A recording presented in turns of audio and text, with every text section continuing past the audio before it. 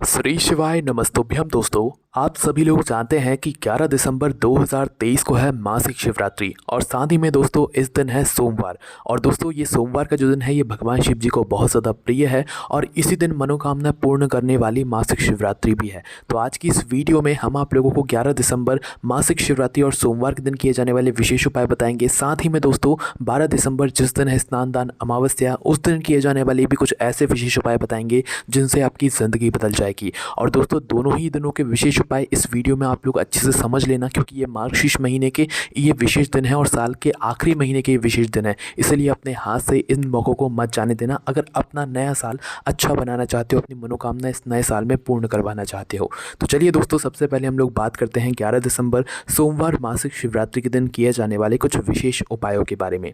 दोस्तों सबसे पहला जो हम आपको उपाय बताएंगे वो 3 दीपक वाला उपाय बताएंगे कि अगर आप लोग इस सोमवार के दिन इस मासिक शिवरात्रि के दिन शाम के समय प्रदोष काल में अगर 3 जगह दीपक लगाते हैं तो आपके जीवन में आपको खुशियां पाने से कोई नहीं रोक सकता, आपको सफलता पाने से कोई नहीं रोक सकता, आपके घर में धन आने से कोई नहीं रोक सकता, आपकी मनोकामना पूर्ण होने से कोई नहीं रोक सकता। अगर आप लोग ये सभी चीज़ें चाहते हैं तो इस दिन 11 दिसंबर 2023 को मासिक शिवरात्रि सोमवार के दिन आप लोगों को ये 3 जगह पर शाम के समय दीपक ज़रूर लगाना चाहिए।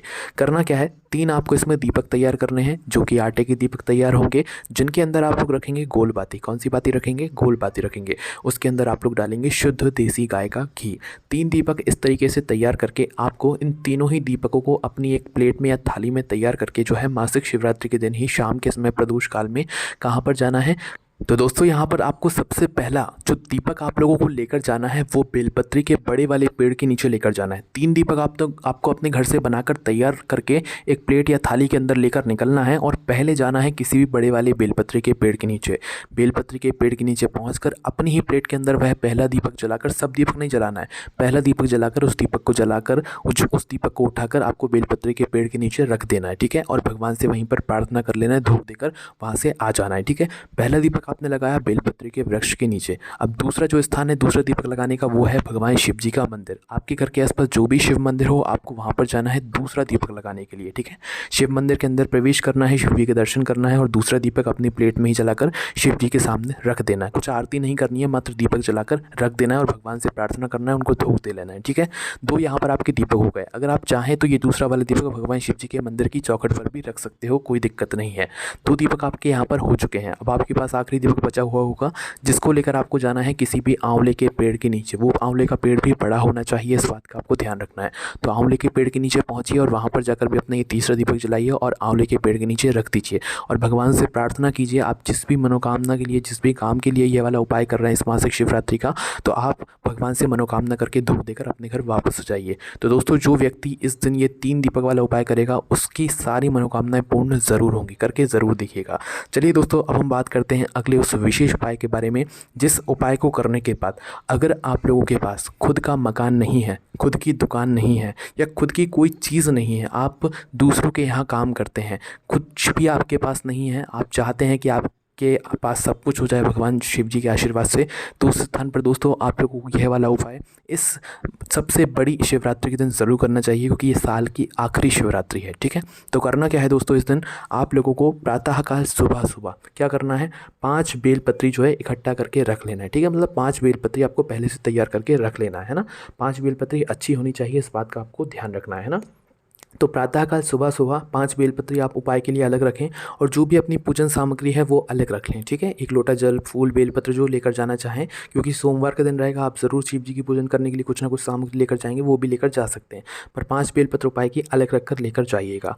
तो ये तीनों ही मतलब ये चीज़ें जो है भगवान शिव जी के मंदिर आप प्रातःकाल सुबह सुबह लेकर पहुँचिए और मंदिर पहुँच सबसे पहले आप शिव जी पर जल चढ़ाना चाहते हैं, शिव जी की पूजन अर्चना करना चाहते हैं, पहले वो कर लीजिए, ठीक है। उपाय आपको अपनी पूजन अर्चना करने के बाद ही करना है, ठीक है। तो पहले आप अपनी पूजन अर्चना कर लीजिए। जैसे ही आपकी पूजन अर्चना हो जाए आप भगवान से प्रार्थना कर लें, उसके बाद में आ जाइए आप भगवान शिव जी की शिवलिंग के पास में बैठ जाइए, ठीक है। और अपनी वह 5 बेलपत्र निकाल लीजिए जो आप इस उपाय को करने के लिए लेकर आए हुए हैं, है ना। तो सबसे पहले अपनी वह 5 बेलपत्र अपने सामने रख लीजिए। 5 बेलपत्र में से अपनी पहली बेलपत्र को उठा लीजिए।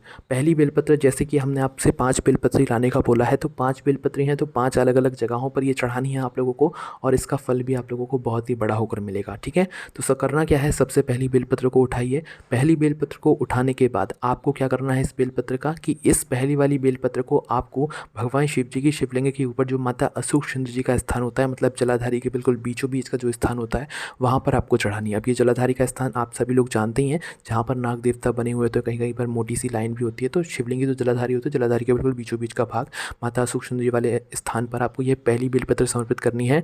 डंडी का मुख जलाधारी की तरफ करके ही रखना है, इस बात का ध्यान रखिएगा, ठीक है। इस तरीके से समर्पित करें पहली बेलपत्र को कि डंडी का भाग जलाधारी की तरफ ही हो। पहली बेलपत्र आपने समर्पित करी। अब अपनी दूसरी बेलपत्र को उठा लीजिए। दूसरी बेलपत्र को आपको माता जगदम्बा जी के हस्त कमल पर समर्पित करनी है, जो शिवलिंग के ऊपर ही होता है, ठीक है। कहाँ पर होता है, जो जलाधारी होती है, जलाधारी के पास जो जलाधारी के ऊपर जो शिवलिंग रखा हुआ होता है, शिवलिंग का वो कटी भाग या शिवलिंग के आसपास की वो जगह जलाधारी के ऊपर, वहाँ पर कहीं पर भी आप लोग यह दूसरी वाली बेलपत्र को समर्पित कर दें।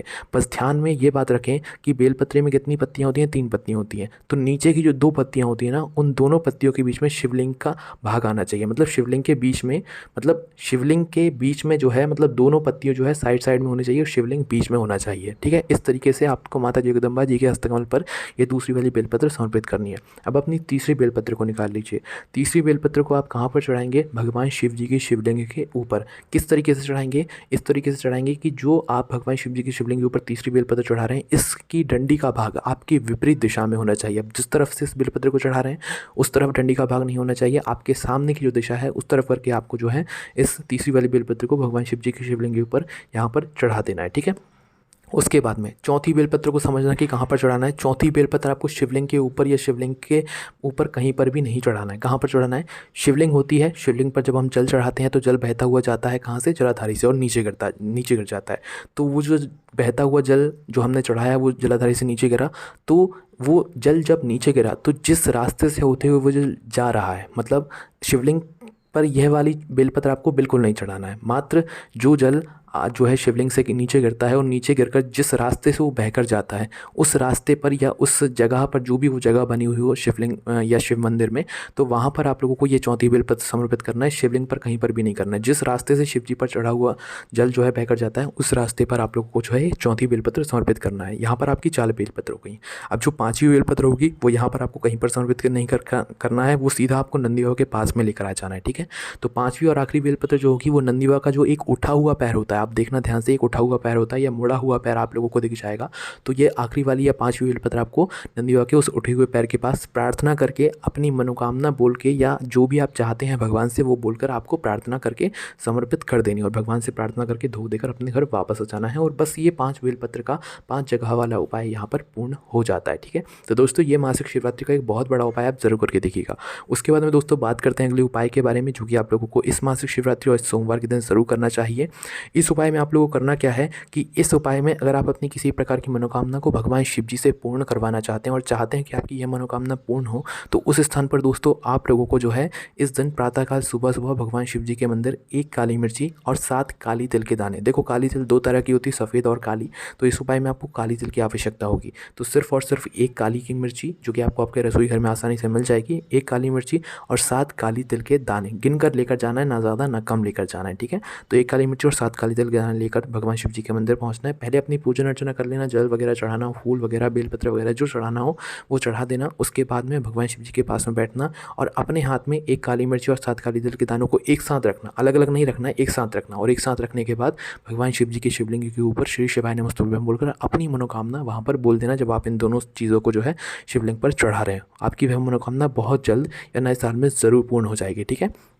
उसके बाद में दोस्तों अब हम बात करते हैं इस मासिक शिवरात्रि या सोमवार के दिन किए जाने वाले अगले उस विशेष उपाय के बारे में, जो कि आप लोगों को इस दिन ज़रूर करना चाहिए। और ये उपाय उन लोगों के लिए है जिन लोगों के शरीर में किसी भी प्रकार की दिक्कत, समस्या है या रोग और बीमारी ने उनको घेर कर रखा हुआ है। तो उस स्थान पर उन्हें क्या करना है कि वैसे ये उपाय दोस्तों हफ्ते में 1 दिन किया जाता है, तो आप कभी भी हफ्ते में 1 दिन इस उपाय कर सकते हैं। और सोमवार के दिन जब आप इस उपाय करेंगे और मासिक शिवरात्रि के दिन जब इस उपाय को करेंगे तो आपको इसका फल बहुत जल्दी और बहुत बड़ा होकर मिलेगा। तो आपको करना क्या है, इस उपाय में आपको करना क्या है कि जो 1 लोटा जल आप भगवान शिव जी के मंदिर लेकर जा रहे हैं, जिसके अंदर आप लोग क्या करेंगे, उस 1 लोटे जल के अंदर थोड़ा सा, भले 1 चम्मच या 1 बूंद दूध डालो, पर वो शुद्ध देसी गाय का दूध होना चाहिए, ठीक है। ठीक है। तो 1 चम्मच शुद्ध देसी गाय का दूध, थोड़ा सा दूध जो है आप लोगों को उस जल पात्र के अंदर डाल लेना है। और उसके बाद में दोस्तों आपको 5 काली मिर्ची लेनी है और वो भी इसी जल के अंदर डाल देनी है, ठीक है। थोड़ा सा शुद्ध देसी गाय का दूध और 5 काली मिर्ची आपने जल पात्र के अंदर डालकर इसे भगवान शिव जी के मंदिर ले जाकर, जो उस व्यक्ति के शरीर में रोग और बीमारी हो वो खुद लेकर जाए, या अगर वो जाने में असक्षम हो, मतलब नहीं जा सकता हो, तो उसके लिए उसके घर परिवार का कोई सदस्य ये वाला उपाय कर सकता है। इसी तरीके से जल तैयार करके भगवान शिव जी की शिवलिंग के ऊपर कुंदकेश्वर महादेव के नाम से इस जल को धीरे धीरे करके एक धारा से चढ़ाओ और उस व्यक्ति के लिए प्रार्थना करो या अपने लिए प्रार्थना करो। अगर आप अपने लिए ये वाला उपाय कर रहे हो, आपके शरीर से रोग और बीमारी बहुत जल्दी दूर हो जाएगी। तो दोस्तों ये सारे उपाय थे जो कि आपको 11 दिसंबर मासिक शिवरात्रि और सोमवार के दिन ज़रूर करने चाहिए। अब हम बात करते हैं 12 दिसंबर 2023 स्नान-दान अमावस्या के दिन किया जाने वाले एक सबसे बड़े उपाय के बारे में। दोस्तों स्नान-दान अमावस्या है, तो इस दिन आप लोगों को शाम के समय में एक दीपक ज़रूर तैयार करना है, वो भी लंबी बाती का, वो भी एक मिट्टी का अच्छा दीपक ले लेना है। उसके अंदर आपको लंबी बाती तैयार करनी है और उसके अंदर आप लोगों को डालना है शुद्ध देसी गाय का घी, ठीक है। क्या डालना है? शुद्ध देसी गाय का घी, और लंबी बाती का वह दीपक आपको तैयार करना है। दीपक तैयार करके आपके घर के आसपास जो भी नदी, बावड़ी या तालाब हो, ठीक है, कहाँ हो, जो भी नदी, बावड़ी या तालाब हो, वहाँ पर जाना, इस दीपक को लेकर, जलाकर नहीं लेकर जाना है, वहीं पर जाकर जलाना है, ठीक है। तो पहले वहाँ पर पहुँच जाइएगा। वहाँ पर पहुँचने के बाद फिर आप लोग किसी भी नदी, बावड़ी या तालाब के घाट पर बैठिएगा और घाट पर बैठकर वहीं पर जो एक अच्छी सी जगह हो वहाँ पर आपको इस दीपक को जलाकर रख देना है, ठीक है। इस बात का आप लोगों को ध्यान रखना है, इस जल को जल में प्रवाहित नहीं करना है। वहीं पर जो अच्छी जगह हो, घाट बना हुआ हो, तो वहाँ पर जाकर इस दीपक को जला देना है। बस ध्यान ये बात रखना है कि ये दीपक जिस तरफ से जल रहा है लंबी बाती का, वो जो दिशा है जिस तरफ ये दीपक जल रहा है वो दिशा जो है दक्षिण दिशा होनी चाहिए, ठीक है। दक्षिण दिशा की बाती का मुख करके आपको इस दीपक को अपने पितरों का स्मरण करते हुए, भगवान शिव जी का नाम लेते हुए इस दीपक को आपको वहाँ पर जला लेना है और भगवान से प्रार्थना करना है कि वो आपके जीवन में कभी दुख और समस्या ना आने दें। उनका आशीर्वाद सदैव आपके ऊपर और आपके घर परिवार के ऊपर हमेशा बना रहे। ये एक बहुत बड़ा उपाय है, आप जरूर करके देखिएगा। अगर दोस्तों आप किसी नदी, बावड़ी या तालाब के पास में नहीं जा सकते, वहाँ पर इस दीपक को जलाने नहीं जा सकते, इस उपाय करने के लिए नहीं जा सकते, तो आप किसी भी बेलपत्र के वृक्ष नीचे, आंवले के वृक्ष नीचे, पीपल के वृक्ष नीचे भी जा सकते हैं।